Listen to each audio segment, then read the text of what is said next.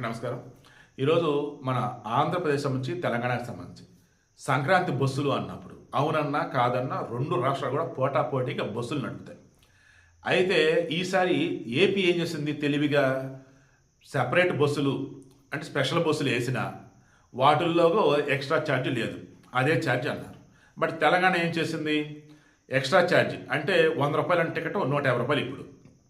So Telangana బస్సుల్లో extra ఒక 50%, AP బస్సుల్లో సేమ్ ఛార్జ్.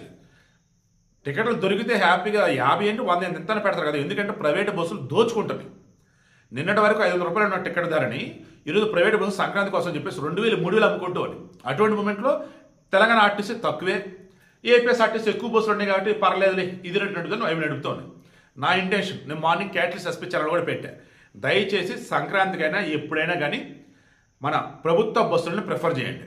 ₹1 ఎక్కువైనా ఏం పర్లేదు, ప్రైవేట్ వాడికన్నా తక్కువే ఉంటుంది కాబట్టి గవర్నమెంట్ బస్సులు ఆర్టీసీ బస్సులనే ప్రయాణం చేయండి, అదే సురక్షితం.